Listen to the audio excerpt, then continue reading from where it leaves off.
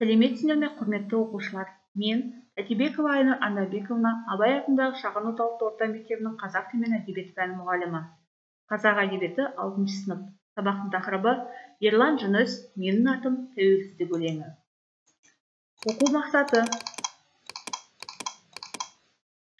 әдеби шығармада көтерілген әлеуметтік қоғамдық мәселені идеясы арқылы түсіндіру, көркем шығармалардан орта көлемді үзінділерді мәнерлеп оқу, жатқа айту, шығармадағы көркем ауыстыруларды, троптарды, метафора, кейіптеу, метонимия, гипербола, литота, аллегория, антитеза, градация, арнау, анықтау.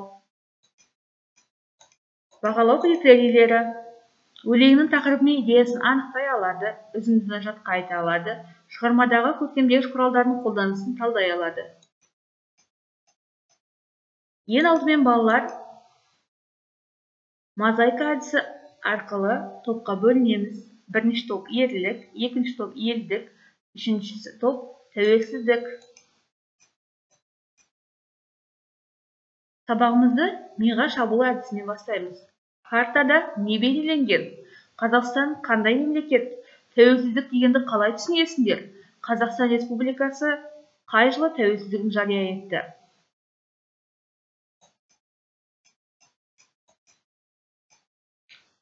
Аудио материалдан Ерлан Жүністің «Менің атым тәуелсіздік» өлеңін тыңдаңыздар.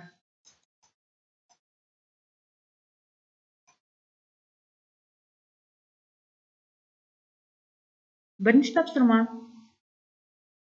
Джигсо әдісі арқылы Ерлан Жүністің «Менің атым тәуелсіздік» өлеңін мазмұнын оқыңыздар. Бірінші қадам: сыныппен Ерлан Жүністің «Менің атым тәуелсіздік» өлеңін мазмұнын оқиды.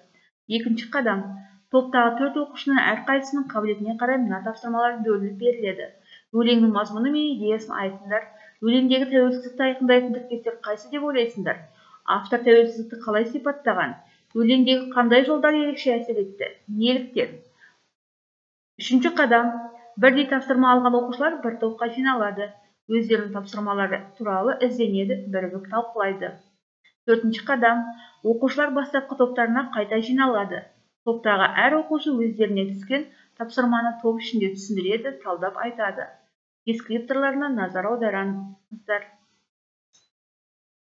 Екінші тапсырма бұл ерлік тобына өлеңнің тақырыбы мен идеясын анықтаңыз. Анықтаған идеяңызды Попс формуласы бойынша жазбаша түсіндіріңіз. Бірінші сөйлем: менің ойымша өлеңдегі басты идея. Екінші сөйлем: себебі мен оны былай түсіндіремін. Үшінші сөйлем: оны мына фактілер мен мысалдармен дәлелдей аламын. Соңғы сөйлем: осыған байланысты мен өлеңнің тақырыбы мынандай деген шешімге келдім. Екінші топ ерлік тобына өлеңде еркіндік, тәуелсіздік идеясы қалай көрініс табады? Мына өлең жолдары арқылы ойыңызды еркін микрофон әдісімен жеткізіңіз. Тәуелсіздік ше, ол менің тегім. Ұлдарыма оны дарыттым. Тәуелсіздік мен, ол менің асқақ аңызым. Болмысы ол ұлдың өзінен туған жарық күн. Дескрипторларына назар аударамыз. Үшінші топ тәуелсіздік тобына жеке, жұппен және топпен орындайды. Ойлан, бірік, бөліс әдісі бойынша оқушыларға бір шумақ өлең беріледі. Ол өлеңде қандай оқиға айтылғандығы туралы жеке ойланады. Орнынан тұрып бір сыныптасымен талқылайды. Екеуі келесі жұппен бірігіп топ болып талқылайды. Алып қорғанның құлағанын көрдім. Небәрі 6 жасында. Алып тұлғалар жылағанын көрдім. Бастарын сүйеп ғасырға. Алып таулардың шайқалғанын көрдім. 6 жасында соны ұқтым. Алып сөздерді айталғанын көрдім. Атты белінде халықтың. Дескрипторларына назар аударамыз. Үшінші тапсырма: ерлік тобына өлеңнен үзінді берілген.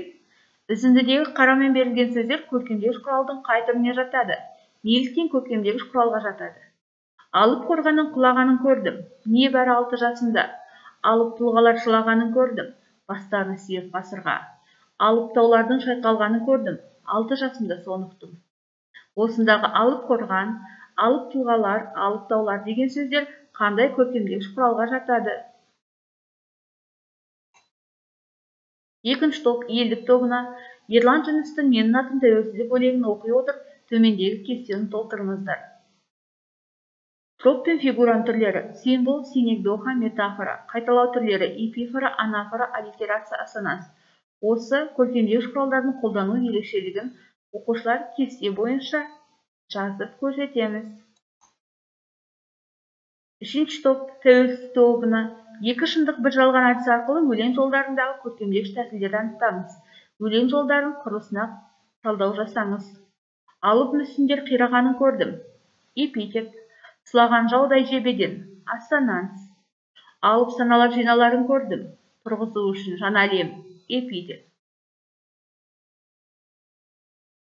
Дескрипторларына назар аударамыз. Төртінші тапсырма бұл сыныппен орындалады. Өлеңнен өзіңізге ұнаған үзіндіні жаттаңыз. Жаттаған үзіндіні сыныпқа жатқа айтып беріңіз. Дескриптор.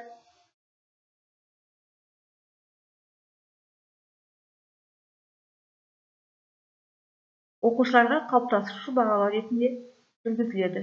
Дескрипторлар қалыптасушы бағалаудың қадамдары болып табылады. Үйге тапсырма: Ерлан Жүністің «Менің атым тәуелсіздік» өлеңін жаттау, көркемдік ерекшелігіне талдау жасаңдар. Назар салып тыңдағандарыңызға мың алғыс. Сабағымыз аяқталды. Сау болыңыздар.